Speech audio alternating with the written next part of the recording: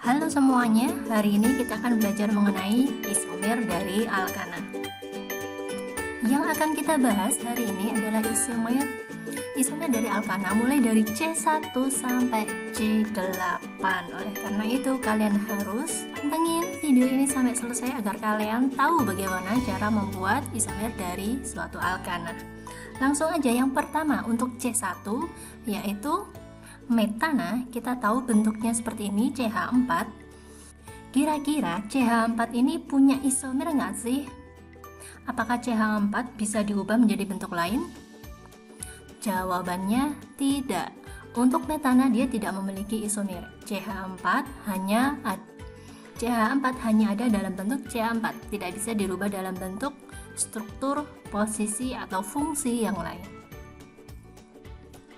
Selanjutnya kita punya etana yaitu C2H6. Seperti metana, etana ini juga tidak memiliki isomer. Lalu yang propana, meskipun di sini kita sudah memiliki 3 buah atom C, mau bagaimanapun baik secara kerangka, fungsi ataupun posisi, bentuk propana tidak bisa dirubah. Sehingga di sini propana juga tidak memiliki isomer. Nah, kita lihat ke butana. Yang pertama, butana dalam bentuk rantai lurus. Dalam bentuk rantai lurus, butana akan memiliki nama normal butana. Nah, baru ini bisa dirubah. Misalkan saya ingin mengubah salah satu atom C-nya ini, saya jadikan menjadi cabang sehingga bentuknya akan menjadi, bentuknya C ini saya rubah menjadi ke bawah. Sehingga kita memiliki 1, 2, 3 sebagai rantai induk, sehingga nanti nama induknya adalah propana dan ada 1 buah cabang.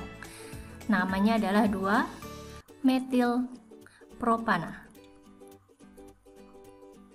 Apakah ada bentuk lain untuk isomer dari butana? Nggak ada, sehingga untuk butana dia hanya memiliki 2 struktur untuk isomernya. Selanjutnya kita punya pentana. Nah, untuk pentana 1, 2, 3, 4, 5 dalam bentuk rantai lurus ya, berarti namanya adalah normal pentana.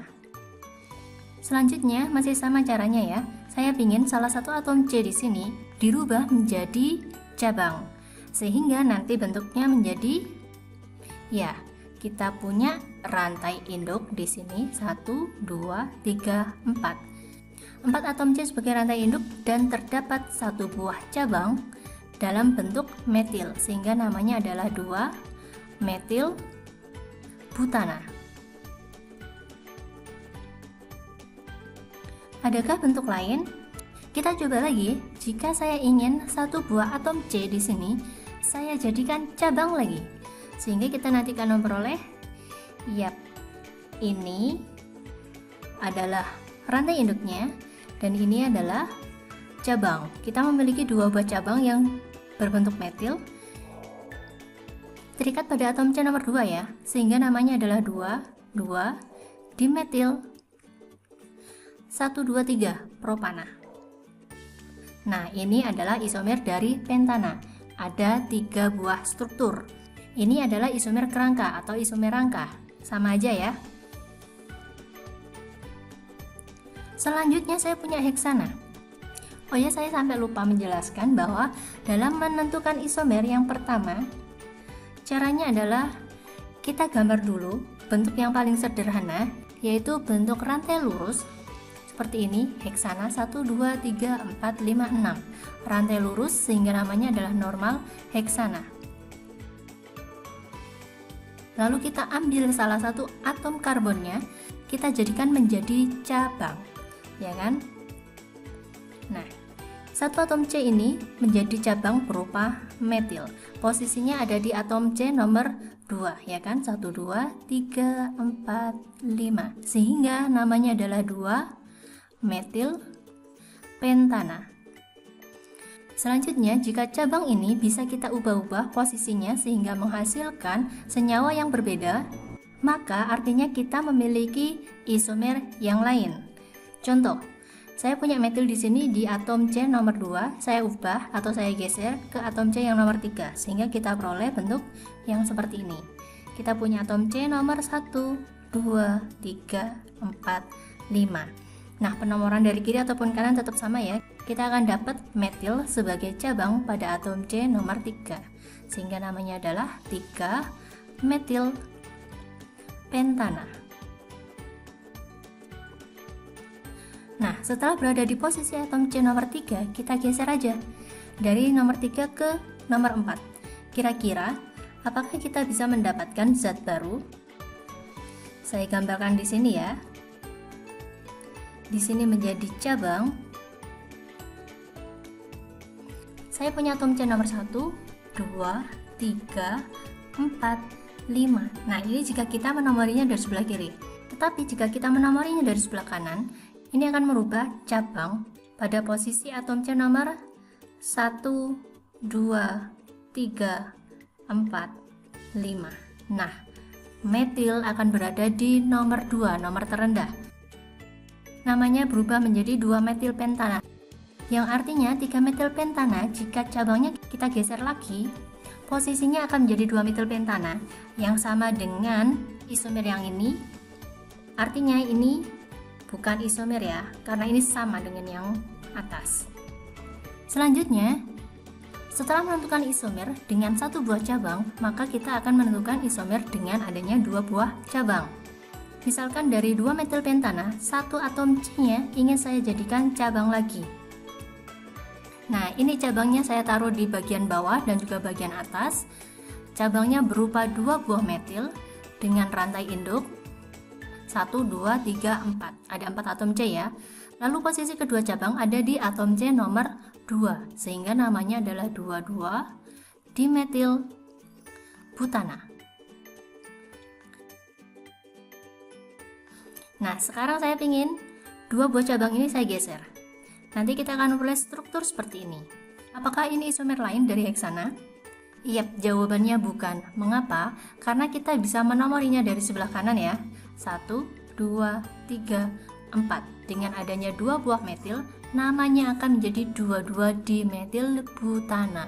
Sehingga senyawa ini sebelah kiri dan juga senyawa sebelah kanan ini merupakan senyawa yang sama. Sehingga isomernya dari struktur ini hanya ada 1. Jika kita sudah menggambarkan 2 buah cabang ini ke dalam satu atom C yang sama, maka sekarang saya ingin menggambarkan 2 cabang metil ini terikat pada atom C yang berbeda, sehingga gambarnya menjadi seperti ini. Ini metil, metil, cabang ya. Lalu ini adalah rantai induk. Cabang metil ini terikat pada atom C nomor 2 dan nomor 3. Sehingga kita tuliskan 23 dimetil butana. Nah, jadinya heksana memiliki 1, 2, 3, 4, 5. Memiliki 5 buah isomer. Selanjutnya kita punya heptana. Tetap ya, caranya tetap sama. Kita punya normal heptana, yaitu rantai lurus ya. Lalu saya ingin 1 cabang di bawah. Nah, berarti ada 1, 2, 3, 4, 5, 6. Posisinya ada di atom C nomor 2. Kita punya 2 metil heksana. Nah, rahasianya di sini jika kita mempunyai cabang seperti ini, kita bisa menggeser cabang ini ke atom C yang lain dengan catatan jika rantai induk terdiri dari atom C yang genap, misalkan 6 gitu ya, 1, 2, 3, 4, 6, titik tengahnya ada di sini kan, maka cabang ini hanya bisa digeser ke nomor 3 aja. Mengapa? Jika nanti kita geser lagi ke nomor 4 ataupun ke nomor 5, nanti hasilnya adalah senyawa yang sama dengan isomer yang sudah kita buat sebelumnya. Kita coba aja. Ini isomer yang ketiga. Metilnya saya geser ya, ada di nomor 1, 2, 3, 4, 5, 6. Kita punya 3 metil heksana. Lalu saya ingin menggeser lagi nih ke nomor atom C yang keempat, CH3, CH2, CH2, ini CH 1 2 3 4. Nah, metilnya ada di sini ya cabangnya. CH2, CH3, 1 2 3 4 5 6. Nah, ini yang saya maksudkan tadi. Jika metil ataupun cabangnya saya geser ke atom C yang nomor 4, maka dia akan membentuk struktur yang sama dengan isomer yang sebelumnya. Bagaimana bisa?